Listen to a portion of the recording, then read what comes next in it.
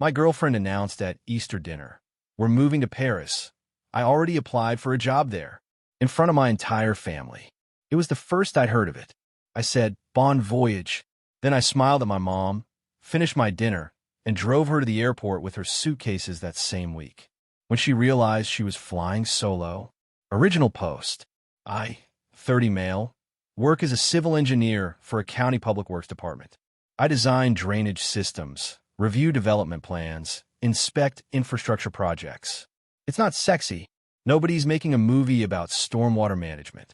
But it's stable, it's pensioned, and after 5 years, I'm vested in earning $78,000 with a clear path to senior engineer within 3 years. I own a condo. I have a truck that's paid off. I coach my nephew's little league team on Saturdays. My entire life, my career, my family, my roots is here. I'm not saying that to sound boring.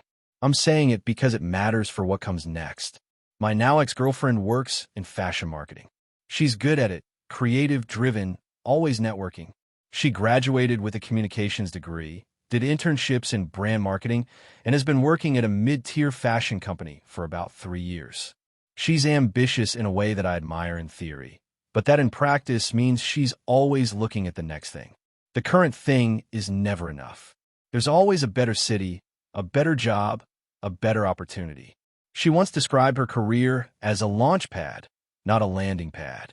I thought that was clever when she said it. Now, I realize it applied to everything in her life, including me. We've been together for 2.5 years. Lived separately. She had a studio apartment. I had my condo. We talked loosely about moving in together, but never pulled the trigger because she kept saying she wanted to wait until the timing felt right. I now understand that the timing was her getting an offer somewhere else and needing me to follow. Background on Paris. She has been obsessed with Paris for as long as I've known her. She took French in college. Her apartment was decorated like a Parisian cafe. String lights, Eiffel Tower prints, French press coffee, croissants on weekends. She talked about living there someday with the certainty of someone describing a fixed future, not a dream. I always treated it the way you treat someone's aspirational talk. Like when your buddy says he's going to restore a '69 Camaro someday. You nod. You support. You don't actually expect to wake up one morning and find a Camaro in the garage. Easter Sunday. My mom hosts every year. Big dinner. The whole family, my parents, my older brother and his wife, my younger sister and her husband, my grandmother, my nephew. About 12 people total around a big table with too much food. My girlfriend had been coming to family events for 2 years. Everyone liked her. My mom especially. She's the one who suggested I bring her to Thanksgiving the first year we dated. Dinner was going fine. Ham, scalloped potatoes, green bean casserole, the works. We were between the main course and dessert. My grandmother was telling a story about my grandfather that she's told 100 times, but everyone laughs anyway, because she's 84 and she earns the repeat. Then my girlfriend stood up, literally pushed her chair back and stood. She had her wine glass in her hand. My brother looked at me like, is she about to make a toast? I had no idea what was happening. She said, I have some exciting news I want to share with everyone. My mom smiled. My sister leaned in.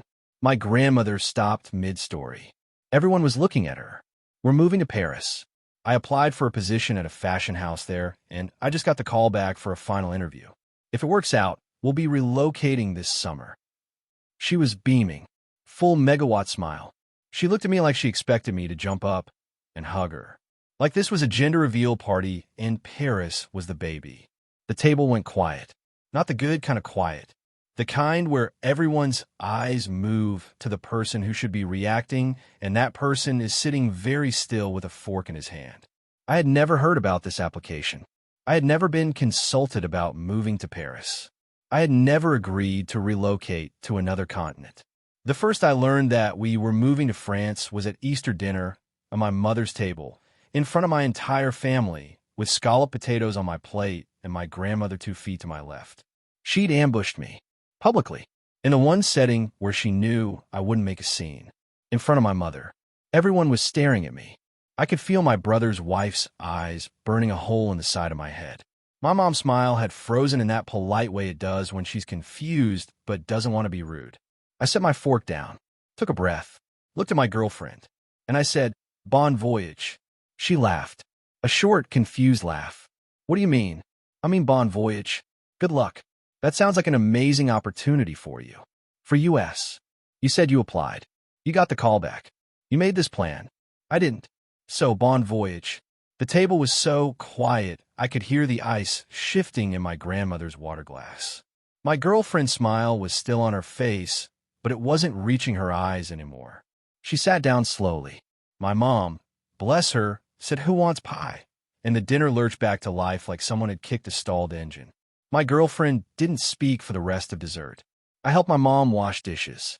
My brother pulled me aside in the kitchen and said, "Did you know about any of that?" I said no. He said, "That's what I thought."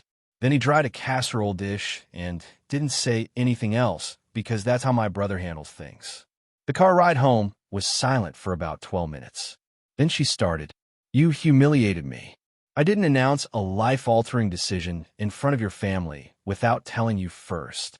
I wanted it to be a surprise. I wanted to share the excitement with the people we love. Surprises are birthday parties and puppies, not international relocations.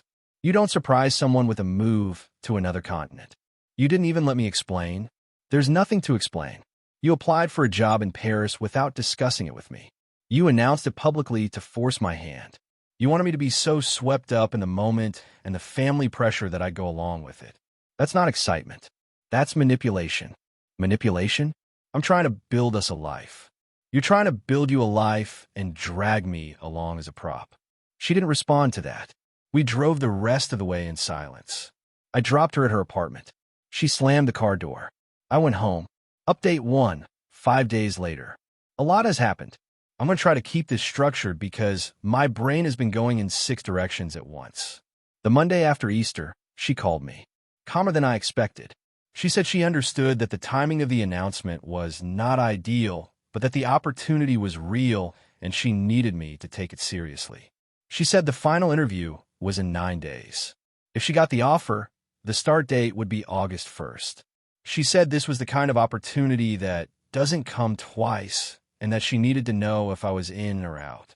I told her I was out, not because I don't support her career, not because Paris isn't a cool city, because she applied for a job in another country without discussing it with me, announced it publicly to pressure me, and was now giving me an ultimatum with a deadline. Every step of this process had been designed around her timeline, her goals, and her assumption that I would follow. At no point in this entire sequence, the application, the callback, the announcement, did she ask me what I wanted. She said, "So you're choosing your drainage ditches over our future?" I said, "I'm choosing my career, my family, my home, and my self-respect over being a supporting character in your movie." She hung up. Tuesday, she got strategic. She called my mom. My mom told my mom that I was throwing away the chance of a lifetime and that she hoped my mom would help him see the bigger picture. My mom, who has known me for 30 years and raised me to make my own decisions, told her, "I love you, sweetheart, but if my son says no, it's no. I don't get involved in his decisions, and neither should I." My mom called me after telling me about it. She said, "That girl called me like I'm customer service for your relationship." I laughed for the first time in 3 days. Wednesday, my girlfriend escalated. She sent me a 12-page PDF. I'm not exaggerating. 12 pages. She put together a full presentation, a pitch deck, basically, for the Paris move. It included cost of living comparisons, apartment listings, job board for civil engineers in France, a section on how my PE license could potentially transfer with additional exams, photos of the neighborhood near her potential office, a list of English-speaking social groups for expats, and a final slide that said, "Our adventure starts now," with a photo of us from a vacation 2 summers ago. 12 pages. And somehow she'd had time to build this deck, but not time to have a single conversation with me before Easter dinner. I didn't open it past the first page. I texted her, "I appreciate the effort, but my answer hasn't changed. This is your opportunity, not ours. I support you pursuing it solo." She texted back, "You're going to regret this for the rest of your life." Thursday was when her best friend entered the picture. This woman has never liked me. She thinks my girlfriend is settling by dating a civil engineer instead of someone in fashion or tech or whatever industry impresses her. She texted me a paragraph that included the phrases small town mentality, holding her back, and she's destined for bigger things than you can offer. I responded, she's free to go pursue those bigger things. That's literally what I'm saying. Best friend, you don't deserve her. Me, I agree. She deserves someone who wants to move to Paris. I am not that person. She didn't respond. Friday, the interview day, my girlfriend flew out for the final interview. She'd booked the flight weeks ago, apparently. Weeks. She'd been planning this for at least a month, maybe longer, and hadn't said a word to me.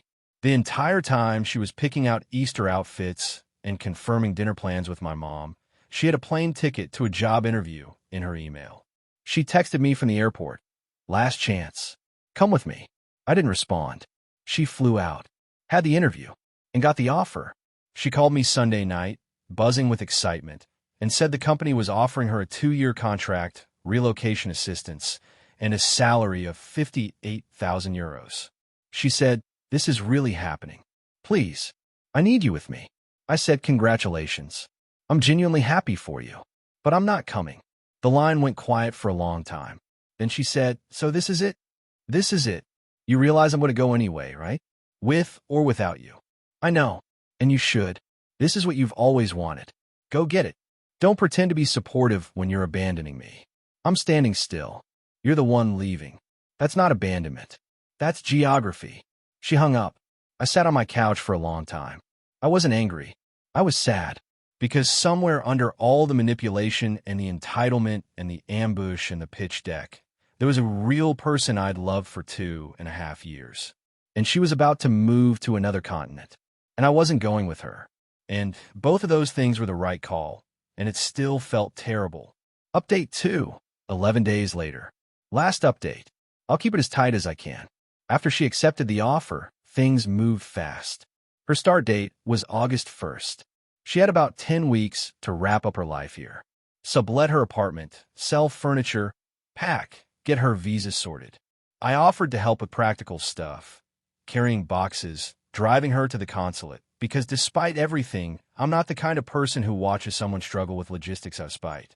She accepted the help, which I think surprised both of us. For about 2 weeks, we existed in this strange liminal space where we were broken up but still functioning like a team. I helped her disassemble her IKEA bed frame. She gave me back the spare key to my condo. We didn't talk about us. We talked about shipping timelines and what size suitcases are allowed on international flights. Then she tried one more time, and this one almost got me. She came over on a Saturday evening. She brought takeout from the Thai place we used to order from every Friday. She sat on my couch, and we ate, and she put on a show we used to watch together. And after about an hour of feeling like the last 2.5 years hadn't just detonated, she said, "What if I told the company I needed 6 more months? We could figure out together. A plan. A real one." I looked at her. She looked sincere. For about 30 seconds, I considered it. Not because 6 months would change anything. I wasn't going to move to Paris in 6 months any more than I was going to move in 6 weeks. But because she looked like the woman I fell in love with. Sitting on my couch, eating pad ki mao, asking me to try. I said, "You should go on time. Delaying will hurt you professionally. And 6 months isn't going to change my answer." She nodded. Slowly. She finished her food. She left the leftover in my fridge. She hugged me at the door, the first time we'd touched in 3 weeks, and said, "I wish you were braver." I said, "I wish you'd asked me first." She left. That was the last time we were alone together. Now, here's the final stretch, and this is where her family came in hard. Her mom called me. First time ever. This woman had always been pleasant enough at holidays, but we'd never spoken one-on-one. She called me at work on a Tuesday and said, "I understand you're letting my daughter go to France alone. I'm not letting her or stopping her." She made a decision. I made mine. She made that decision for both of you. Because she's a go-getter. She's always been the planner in her relationships. You were supposed to step up. She planned to move to another continent without telling me and announced it at Easter dinner in front of my grandmother. That's not go-getting. That's ambushing. She's going to be alone in a foreign country because you're too stubborn to compromise. The compromise was her not applying for international jobs without having a conversation with her partner first. That compromise was available months ago. She skipped it. Her mom told me I was small and that her daughter outgrew me. I told her I wished her daughter the best, and ended the call. Her dad, and this is the part that genuinely annoyed me, sent me an email. A formal email. To my personal address. He wrote that he was disappointed in my decision and that in my generation, men followed their women to the ends of the earth. He said my inability to adapt was a character flaw and that I was letting comfort kill ambition. I didn't respond. What do you say to a man who thinks being unwilling to abandon your career, your family, and your home because your girlfriend applied for a job behind your back constitutes a character flaw? There's no email long enough. Her best friend posted a vague story that said, watching a queen move to Paris while a man sits on his couch. Levels. I muted her. The week of the flight, I drove her to the airport. I'd offered earlier, and she'd taken me up on it. 3 large suitcases. 1 carry-on. A backpack stuffed with adapters, her French phrasebook, and snacks for the flight. The drive was mostly quiet.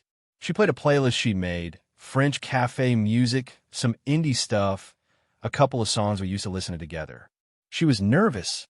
I could tell by the way she kept checking her passport in her bag, even though she'd checked it 4 times already. At the departure's drop-off, I pulled over and helped her unload the suitcases. We stood on the curb.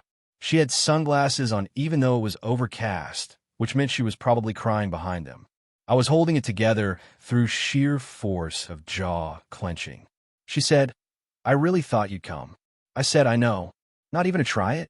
For 6 months. You deserve to be asked. I deserve to be asked. That's where this broke. Not at the airport. Back at that Easter dinner. She hugged me. Long, tight. The kind of hug that has weight to it. Then she grabbed her bags and walked through the sliding doors and didn't look back. I stood there for about 15 seconds, then got in my truck and drove home. I cried in the truck. I'll admit that. Not the whole drive. Just about 10 minutes somewhere on the highway when a song came on that she used to sing off-key in the passenger seat.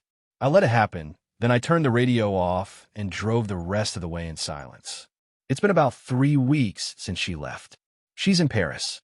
She posted a photo on Instagram from her apartment. Tiny, beautiful, a window with shutters overlooking some street with a bakery on the corner. She looked happy. Genuinely happy. I double-tapped the photo because I'm not petty enough to unfollow someone for chasing their dream. I'm just not dumb enough to chase it with them when they never asked me to pack. My life hasn't changed much. I go to work. I review drainage plans. I coach Little League on Saturdays. I had dinner at my mom's house last Sunday, and she made pot roast and didn't mention my ex once, which is her way of being supportive. My brother asked if I was good. I said yeah. He said good, and passed the bread. That's how my family works. No speeches, just bread. I'm not going to lie and say I don't think about it. I think about it a lot. Not the Paris part. I still don't want to move to Paris. But her part. The way she smelled like vanilla and coffee in the mornings. The way she'd organize my spice rack without asking and then act offended when I couldn't find the cumin. The way she'd fall asleep during movies and then insist she was awake the whole time. I miss the person. I don't miss the pattern. Because here's what I've realized since she left. The Paris thing wasn't an isolated event. It was the biggest example of something she'd been doing the entire relationship. Deciding things and presenting them as done deals. She picked our vacation spots. She decided when we'd visit her parents versus mine. She chose the restaurants, the weekend plans, the social calendar. And I went along with most of it because the stuff was minor and it made her happy, and I'm easygoing by nature. But easygoing has a limit, and that limit is apparently Easter dinner at my mother's table. I got a text from her last week. First one since she left. It said, "The croissants here are as good as people say. I think you would have liked it." I wrote back, "I'm glad you're happy. You deserve this." She sent a heart emoji. I put my phone down and went back to a drainage plan for a new subdivision that's been giving me trouble for 2 weeks. The pipe sizing was wrong, and I had to recalculate the flow rate for a retention basin. It took the rest of the evening. It wasn't exciting. It wasn't Paris. But it was mine, and I chose it, and nobody announced it at a dinner table without my permission. That's the whole story. Thanks for reading. Make your own decisions. And if someone ever stands up at your family dinner and announces a life change you didn't agree to, finish your plate first. The food's good, and you're going to need the energy later.